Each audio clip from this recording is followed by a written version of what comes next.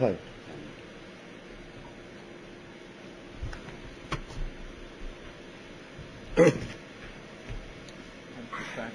Excuse me? No, maybe I'll survive. Do you know why we sing that Fabrengen?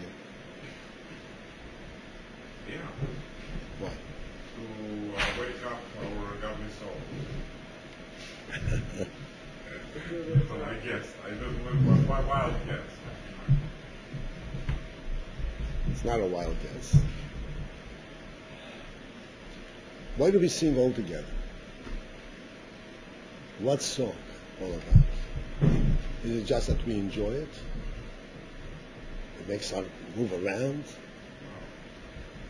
There's deeper meaning. I think it unites us. Why does it unite us? We sing to ourselves. Sing. You can daven till you can say Kapitel Tilim. I don't want to guess. I want to listen to I think it's something in the. Well, I'm guessing also that we're learning. Try one thing, okay? Since this is not a test, and you don't have to pass an exam, try to think, and instead of giving a guess, which is meaningless, either you're right or wrong makes no difference, because the idea is what you appreciate of it. So try to think to yourself what you think it is. That's all, not what you guess. That's one thing. My own thinking, Right. what I think. Then something about the melody and the holiness of the nigun. That it's not just a song. It's a nigun that has meaning. That every, like I read that the Levim in Bet HaMikdash, they didn't just play music. It's written that there were masters and scholars of music. What does it mean? For example, a person who comes to bring an offering, they had the ability. It was very high level of musical understanding. It's not just music and instrument, bang bang, let's make noise. We love Hashem.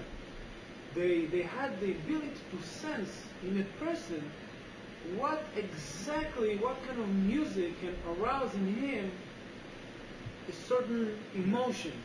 For example, if a person came with lots of pride, they played a melody in which they had the ability to kill his pride.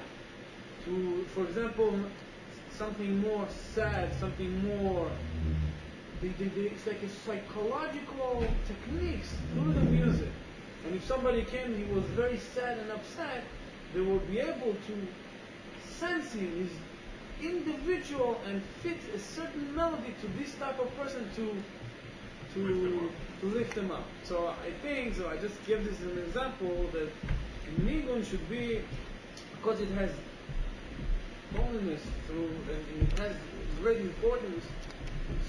So something in the melody, the fact that it comes from you, and together with so many factors, like the fact that it's many people sitting together, and the Shekhinah dwells among many Jews who sit together and sing, and it arouses us the emotions that I think through that it I don't have to put in words, but I think it's strengthening you in a way that everybody can absorb lots of power, lots of spiritual strength from the nigun, from the fact that it's your friends who sing it, it's the melody and the importance of it and the holiness of it. It's so many things combined together in like perfect harmony, so it creates a certain spiritual reaction in which, like, and this is where I'm lacking. I don't know what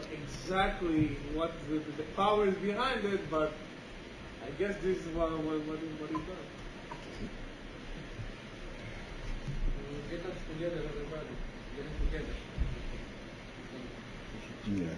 לא קשה בשמחה, חייבים להיות שמח, especially in the חסידות.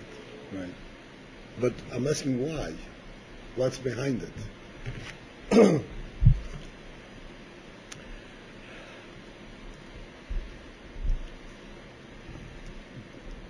all is fine, and we want to kind of connect everything that was said and then some.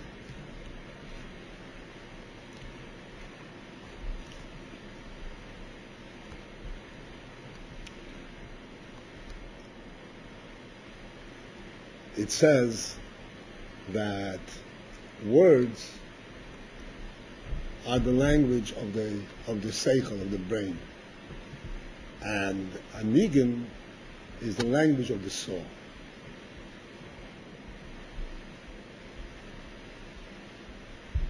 What is the meaning of the language of the soul?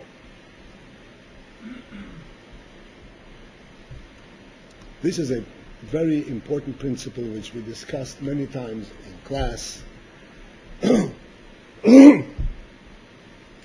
you have to know that everyone has a neshama, has a soul.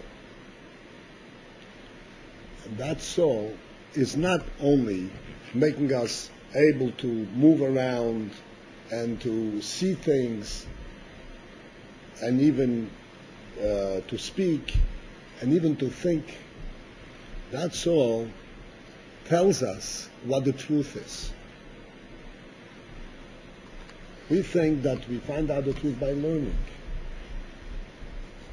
That's not the case. Sure, we find out the truth by learning. But when we learn, we understand it. And that reveals from our soul, connects and say, oh yeah, that's like it true. Just to put it very superficially, so we can get further.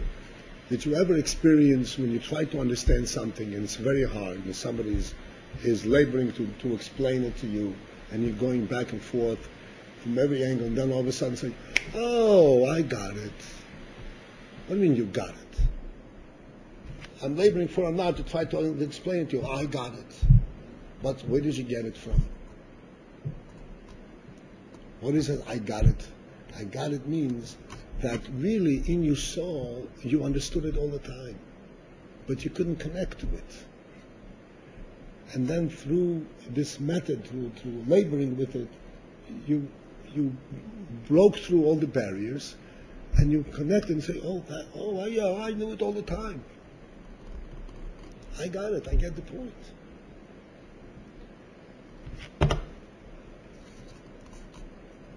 So our soul, that's why we say we have a godly soul. Our soul tells us what the truth is. It isn't just a means to an end. That was like a motor in a car. The motor in a car can only move the car, but where to move and why to move, the car doesn't know, doesn't care. The soul is not a motor that allows you to move around where you want, but where you should go, that somebody else has to tell you. No, that's not the case. The soul tells you what the truth is. The soul knows it all. Except that in order for us to become aware what the soul knows, we have to start first, we learn about it and we think about it, and then finally we connect and we say, oh yeah, that's true. It really makes sense. I really believe it. When I say I really believe it, means I touch my soul. It's not only because of the proofs, because of the arguments, I really believe it. And when one reaches and touches, I really believe it, then he goes completely above and beyond any words. Nothing matters. He doesn't have to express it in any congruent words. Then he goes out in song, because then he has the real thing. He doesn't just know something about it, he really experiences it.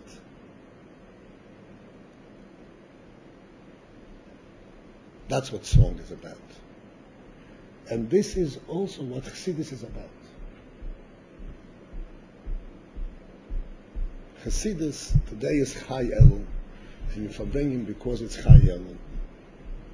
Chay Elul, as I mentioned on Tuesday, Chay Elul means that it brings life into Elul. What does it mean? It brings life into Elul. Elul does not live. When a person goes through the month of Elul and does tshuva and he learns and he davens, he's living. What does it mean? It brings life into Elul. It means that you can go through Elul and you open up the Shulchan Aruch, and the Shulchan Aruch tells you, do this and this and this, and if you do this, Hashem will forgive you for your sins and you'll come out clean as a baby, and Hashem will give you all the blessings. And you go ahead and you do it. But you're not involved. Your soul hasn't opened up, hasn't come through.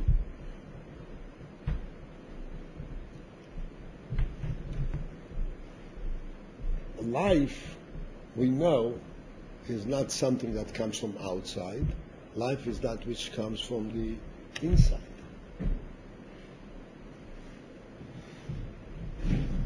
And therefore we say that there is this union of Chay Elul, that which makes Elul itself live. It means that when you say, for instance, you say we have to do tshuva, it has a different meaning. After you reach Chay Elul and you learn Chassidus and you understand, you recognize what the Mal Shem Tov taught, what the Alter Rebbe taught, or Chassidus in general, then when you say the word tshuva, it gets a totally different meaning.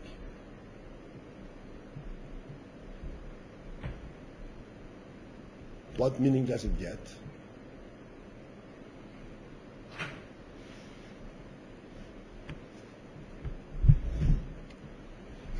Even in tshuva is a very meaningful sense in the person. You say, okay, I have to correct my ways, I have to better myself. So tshuva is a very deep thing. But in the tshuva itself, there are also different aspects.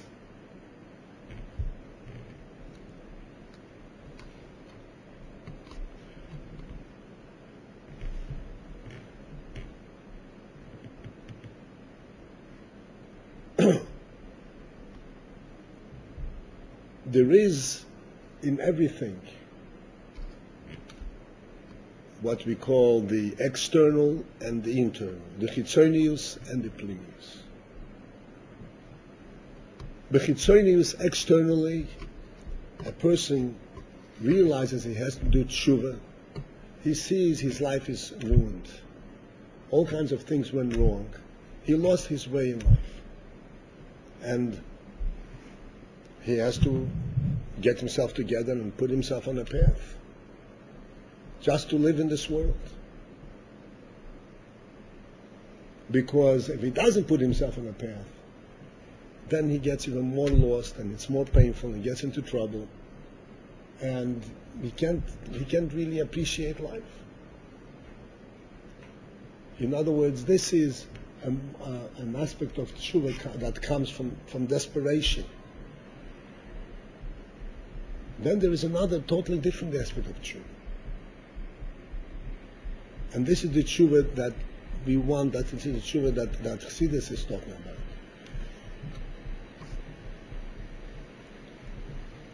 I appreciate and I recognize that my life is a very dear thing. And that life in the world is a very great thing. And that there is a God in the world. And that I'm here to serve Hashem. And because it's such a great thing, I want to perfect it. I want to come back to it. Not out of desperation, because otherwise my life is ruined. But because it's such a great thing that I want to build it. So this is a tshuva that comes with life in it. Not tshuva that comes out of desperation and out of loss, but on the contrary, out of recognition of what life is, what the neshama is. Chassidus has imbued in our lives the sense that of the holiness and the greatness of the Jewish soul. And if we want to, so to speak, preserve it and strengthen it, it is not because otherwise our lives is meaningless, but because it's very meaningful. Because it's a very great thing.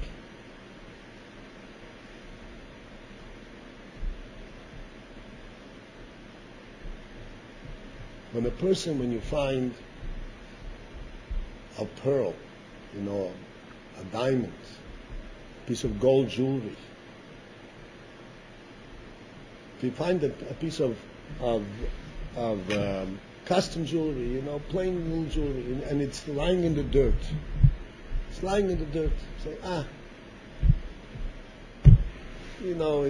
it's dirty anyway, forget it. But if you have a gold jewelry, you say, hey, it doesn't belong in the dirt. This is gold. This has to be picked out, cleaned up, shined up, because it's gold.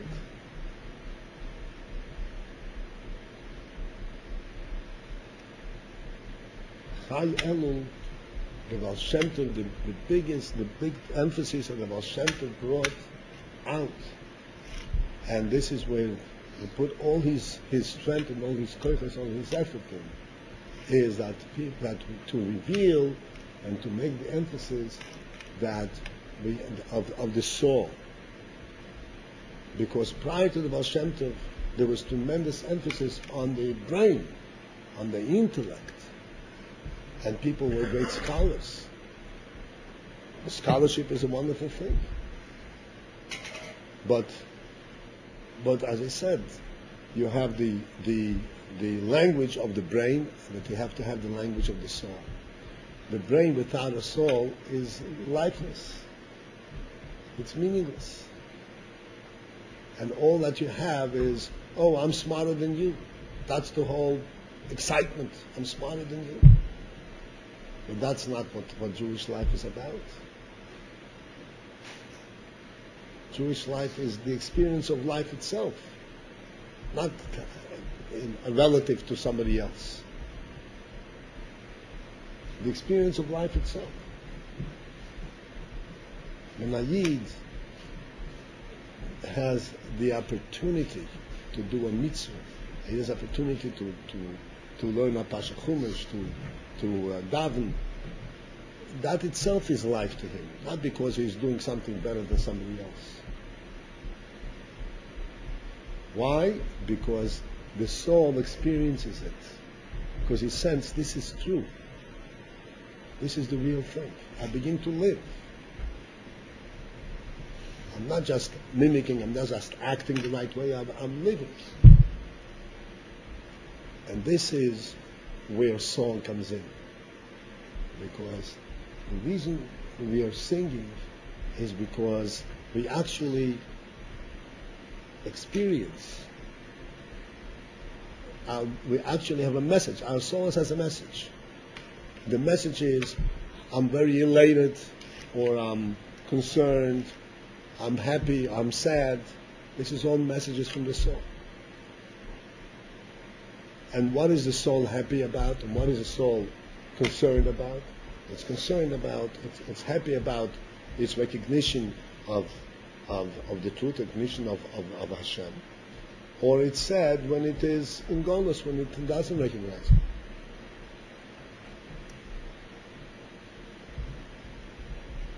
So, therefore, even though we live in a very modern era, and modern music is one where the drum is the centerpiece, and everything else is harmonizing the drum. The violin is to harmonize the drum. That's the main thing, is the bang. But in the neshama, the violin expresses the speech of the neshama much closer, much better than the drum. So I would like to sing a niggun, but we should actually, so to speak, experience the niggun. We should feel that, yes, I believe, it's speaking for me. It's for real. I'm not just banging away the the harmony. I'm expressing the song itself. Okay? So let us go back to the same song. But try to sing it with a little thought instead of just mimicking sounds. Alright?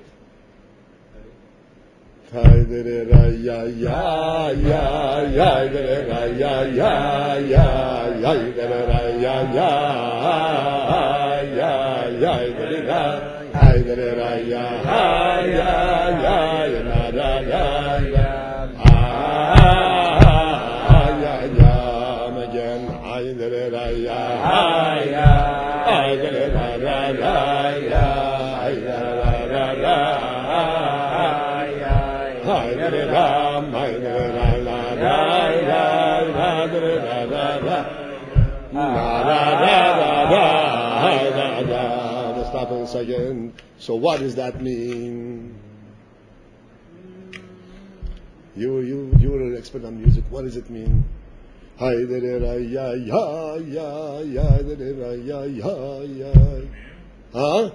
story behind the nigga? What does it mean? What does it tell? What does it mean? What does it mean to you? It's light. It's like one of the more lively, like. I know.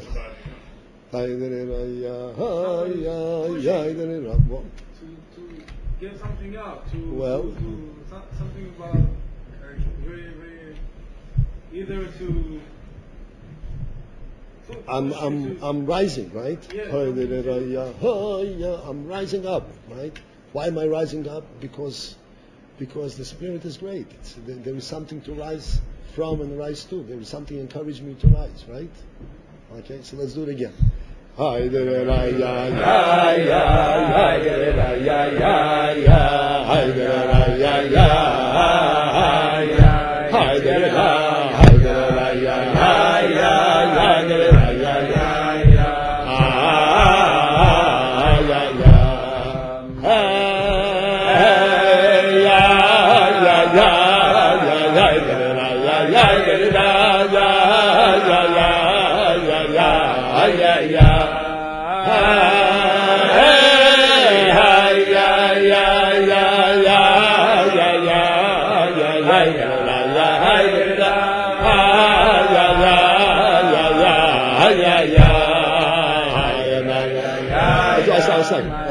So the second movement means like this.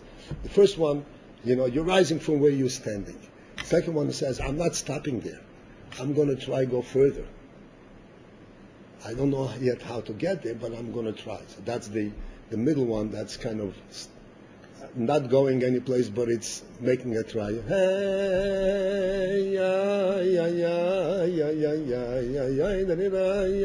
Looking for ways out. And then you go right, hey! You understand? That gives you the impetus to going further. Okay, so now let's go from the beginning. And let's live in the Nigun a little bit, okay? First and say L'chaim. L'chaim, L'chaim.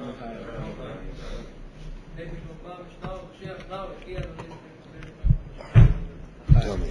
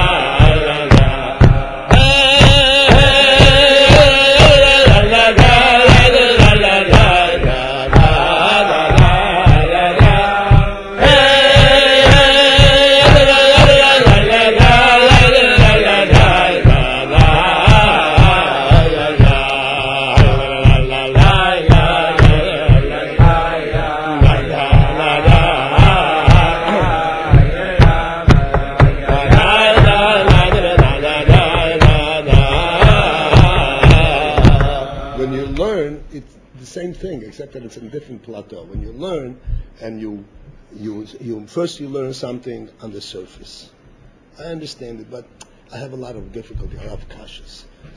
So then you say the Yetzer Hara says, forget it. That's fine. They said, no, I'm going to dig further. And then you have a little fight with the Yetzer Hara. Shouldn't you try and fight? Finally, you overcome. You say, no, I'm going to dig further. Then you start digging, and then all of a sudden something completely new comes up. You never expected that. You never thought I would ever understand that. That's the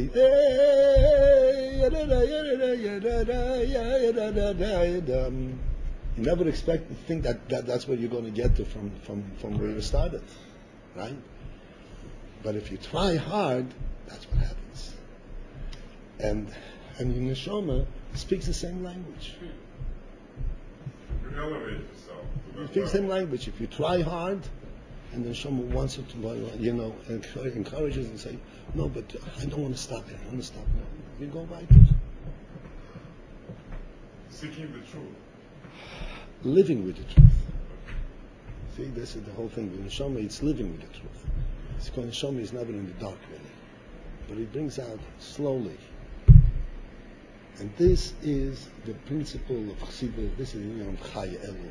This is what the Baal Shem Tov. That's why by Chassidim, the union of Negina is such a central place. There was Chassidus, like the Mojitzer Chassidus.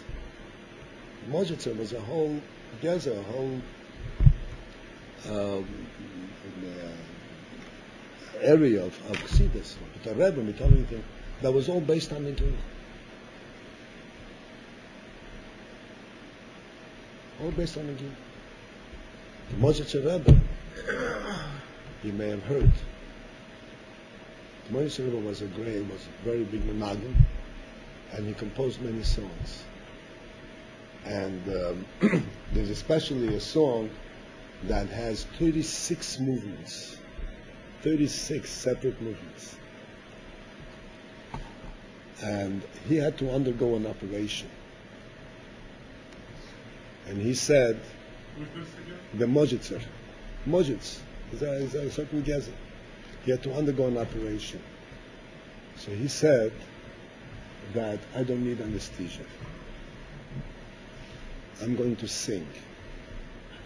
And when I'm into song, you will see that you can cut me, you can do anything with it. I'm not going to feel the pain. And that's what happened. He went through an operation, and during this operation, he composed this 36 variation song. Separation from the body. Well, yeah, completely. He was into the soul, and he went through an operation without anesthesia. I couldn't feel no pain. Nothing. Separated himself. Well, it's not separated. The soul is there all the time. He was into all that. Right?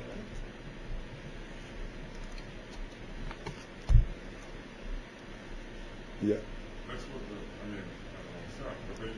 yoga, or all that, they've been trying to do this their whole life. So it comes from Chassidus. My dear friend, Feel more pain. the Shabbos night we make Havdalah. We make Havdalah and we leave Klippa out and we keep the Kedusha in. Okay. Make Havdalah, finished. You started a meeting before. You wanted to sing. No, before that. After that. You know, like.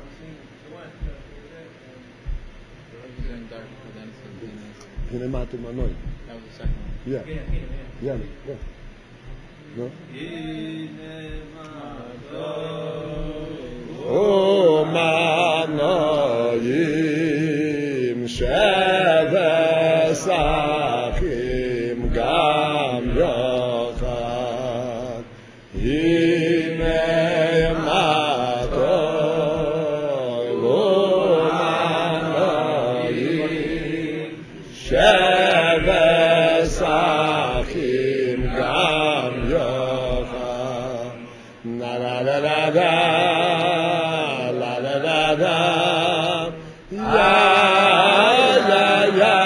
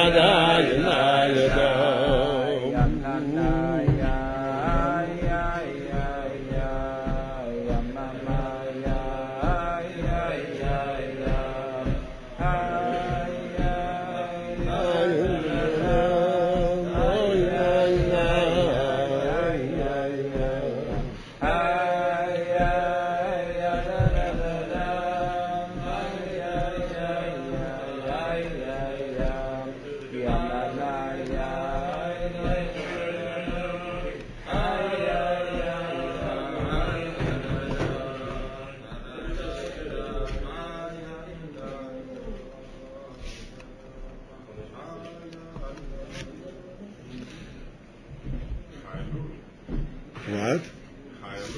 Chay. Elul. How do we connect to Alter Rebbe and Well, some certain prayer or certain song that they love together? Is there No. a certain song that they love that went down through generations? You can teach us something. no, there's not particular Chayam. We connect with the Alter Rebbe, with the Baal Shem Tov, by learning the Chassidus and by trying to understand the Chassidus. And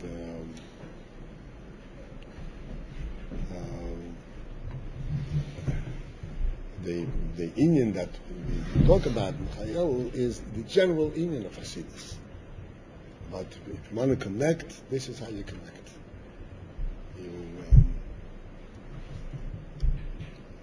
You try to understand the Chassidus that is being taught, and understanding Chassidus just like Chay Elul means that you give a life in Elul. Understanding Chassidus means also to understand Chassidus with life, not just to understand the words of Chassidus, but to live with it.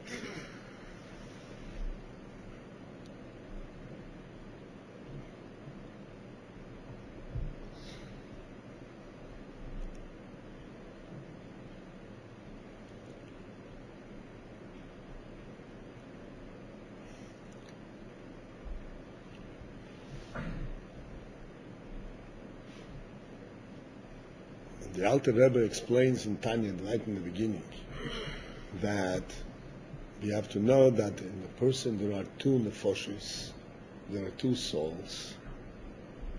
That means that in fact a person has the ability to appreciate two completely opposite things. And truly appreciate. He can appreciate world and he can appreciate God. Godliness. Two completely opposite things.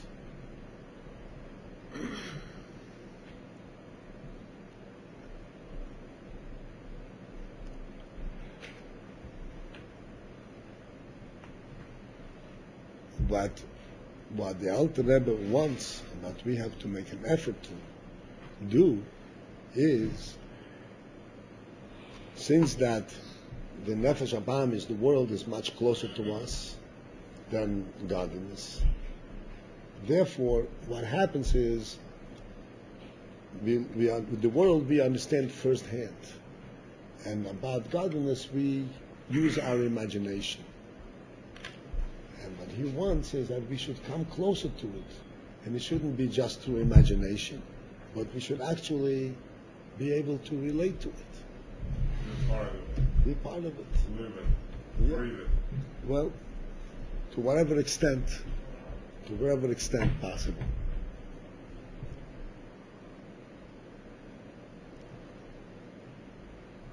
Something Rabbi Greenberg said today is that when he shared with us too for about now, he said being a Hasid is living a Hasid. Means with your all actions, the way you eat, the way you walk, the way you look at things, the way everything expresses what you feel and what you think. And so it's not just What you do what specifically. you do. Right. Yeah, absolutely. That's what we discussed. I explained, this Tuesday. Tuesday was also like we talked about Chayil, that we have to know that Yiddishkeit and Chassidus, on the Rabbi Abba and the Baal Shem Tov, what they had worked for and what they had given us the opportunity to accomplish is to actually see the world differently than it's seen from a worldly perspective. We look at the world completely differently.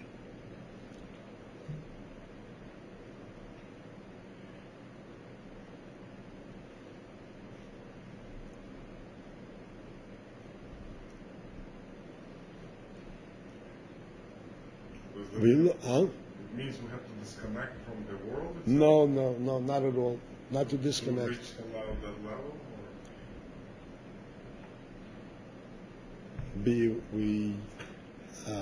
We see the world from its purpose, from its value, not from the Gashmi. Gashmi doesn't mean anything. It's the purpose, the Ruchni, the significance of it that counts.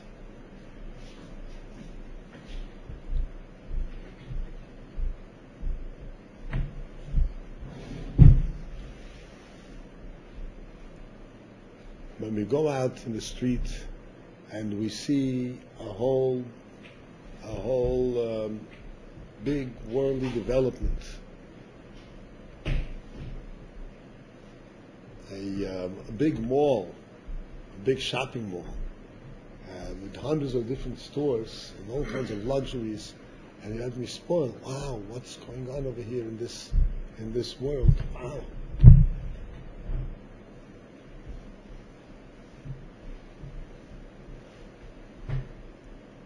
So, with a little Hasidus, with a little Neshama, we know that this is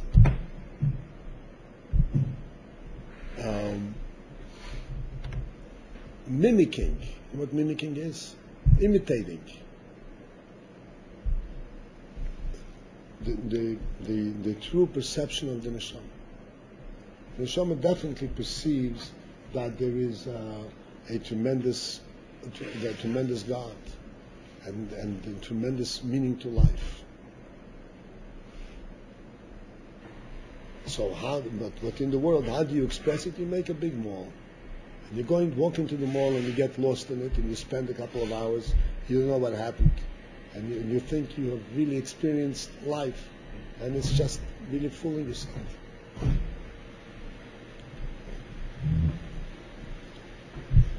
Everything in the world comes from godliness. It depends how you express it. You can express it in a worldly way, you can express it in a godly way.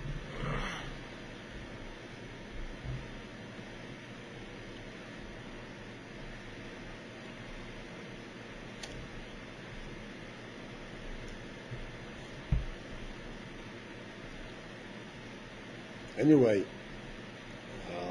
Chay Elul is the birthday, I'm sure you know clearly, the birthday of the Baal Shem Tov, and it is also the day the Alter Rebbe was born. The Baal Shem Tov and the Alter Rebbe, this combination represents Chassidus having been established in the world. The Baal Shem Tov taught what Chassidus is, and the Alter Rebbe put Chassidus in Seichel, and he showed how we can actually utilize the teachings of the Baal Shem Tov in a practical level and actually work it through.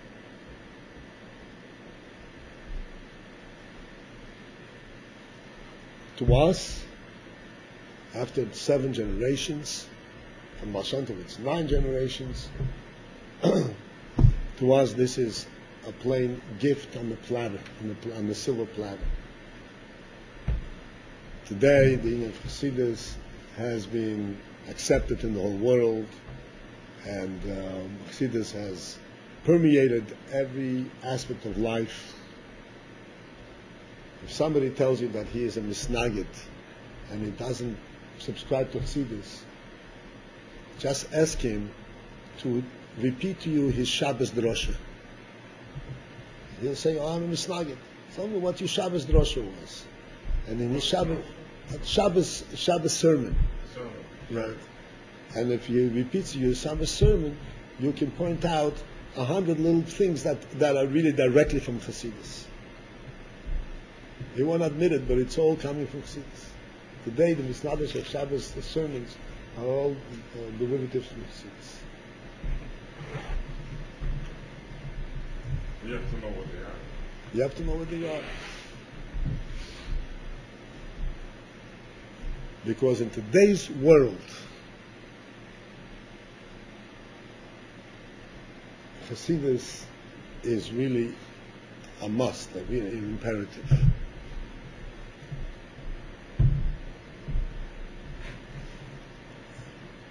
And the reason for that is because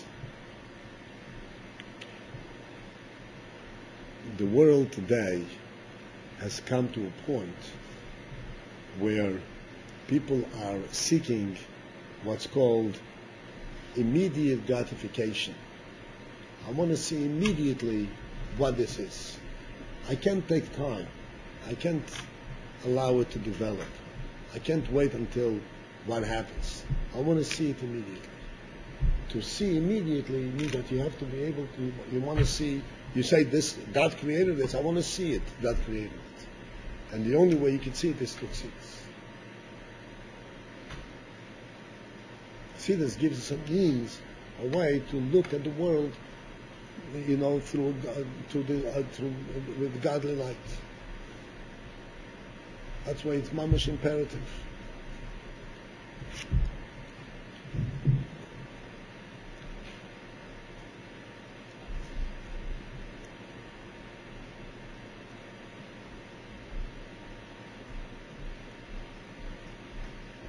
So one of the things that I would want to encourage you is you should understand that song, Anigin, is really a very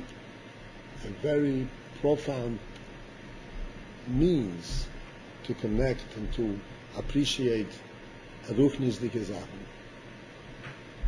But we have to sing a Nigin and we have to be involved in it.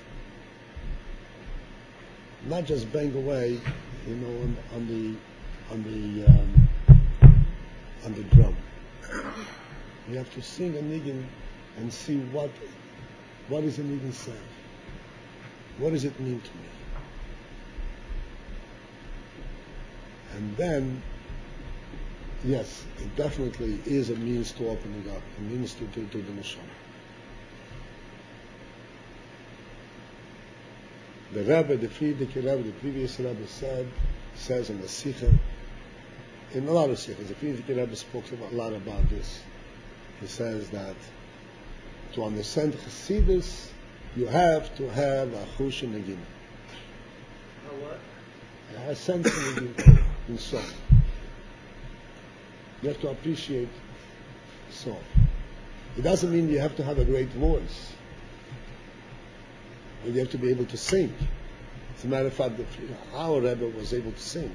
He had an exceptional ability of singing. But the Frierdiker Rebbe couldn't sing really, but he appreciated song. He was able to take a song and break it down into little phrases and explain every phrase what it means, what it says. And he does it. There are sikhs like that. The idea is we have to remember that singing is not just a voice exercise. Singing is an expression of the neshama. I knew someone that you could sit for hours and hear him sing. For hours. And he didn't have a good voice at all. But you could see that he understood the meaning. His neshama was expressing itself. Huh? His neshama was expressing He understood the niggin. He was like in the niggin, he was like talking to you, telling you a story. We have to pay attention. We have to live in the niggin. It comes with time. No question, everything comes with time. But we have to remember, we have a soul. We have to. Our aim is to open it up, allow it to come forth. And one of the means is allowing it to express itself through a niggin, through simcha.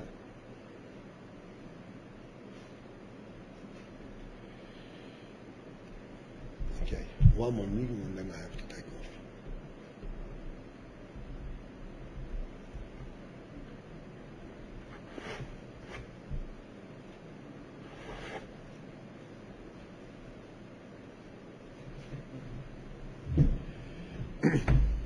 Ni bayus ani kavo ni veru ni kamu tol kavo gadnamu ni bayus ani kavo ni veru ni kamu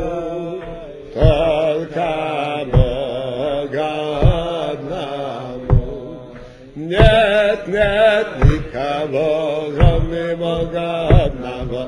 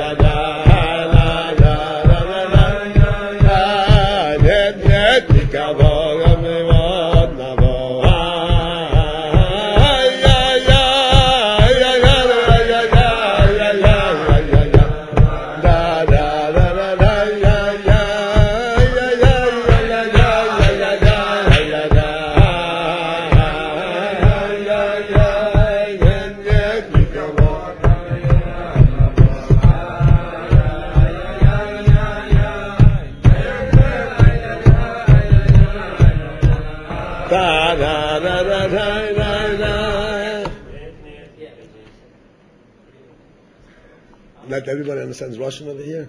Some don't. Majority don't. You don't? Today we can get 1, 2, 3, 4. Not 3, not 4. Not 3. I know Russian. 5. What do you know in Russian? You know what?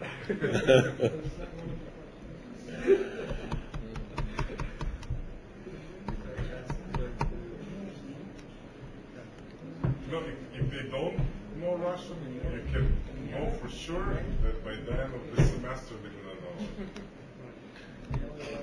to know.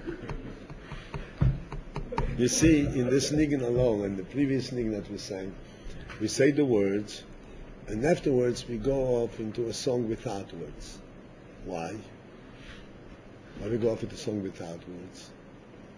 Because we get so imbued and so affected and so excited about our statement that we come out with a song and beyond words. We can't even express it anymore. I'm so confident. You know what net nikavo? You know what that means, right? So one should tell our. No, there isn't anyone, but God. only God. Right. Actually, it means, if you study the song, it means net means no. I'm not fearing. I don't care for anyone except for God. So and this required a tremendous character strength to sing in the middle of communist Russia, because that's when this song was born. And We're going against everything, the communism, against the Tsar, against... no, the Tsar didn't bother with that. No, the Tsar didn't bother with that. Going against Communism. communism. Yeah, nothing to do with the Tsar. The Tsar was a chassid in comparison to the communists. But there were pogroms during the Tsar. Yeah, of course, but there's no comparison. The white. There's no comparison. No comparison. Sure, there were tzoras, but this was evil, and in the most beyond imagination. This was a totally different thing. Totally different thing. This was evil beyond. Who came up with the song? I've seen him. Yeah.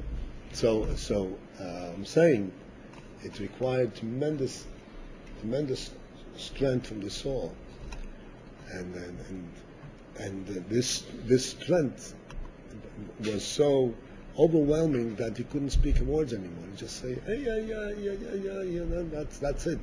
This is the truth, and I'm not mispoiled. I don't get affected with anything. I don't fear anything. Right. I don't fear anything. Right. There is nobody else. No, I don't fear anyone except God alone. When the previous Rebbe was imprisoned, and then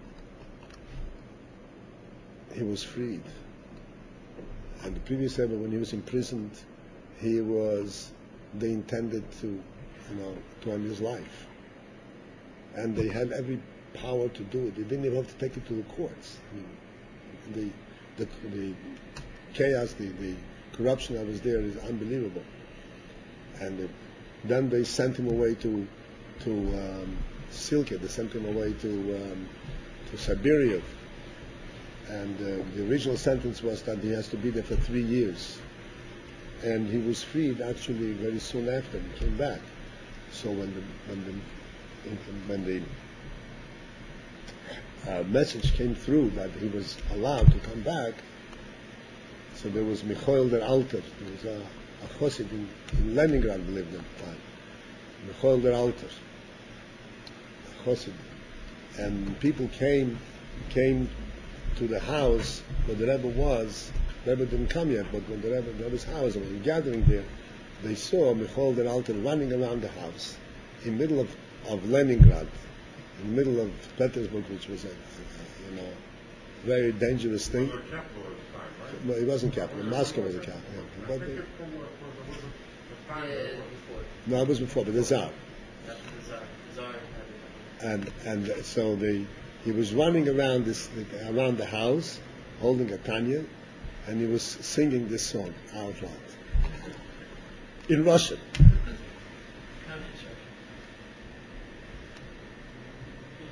That was after he was on the base of Gimel Thomas when this happened. Right. There was another chassid who, after Gimel Thomas, when the Rebbe had been sent to exile for 2 years, who was watching his the greatest thing, because he knew that he was going to be Right. Who was that? This is Michal, the story that I heard about Michal. The other story I don't know. L'chaim.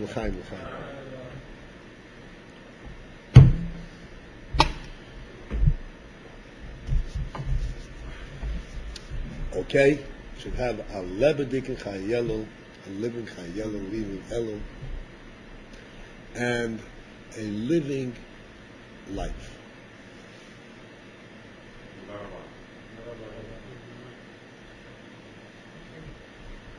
Whole life should be a living life.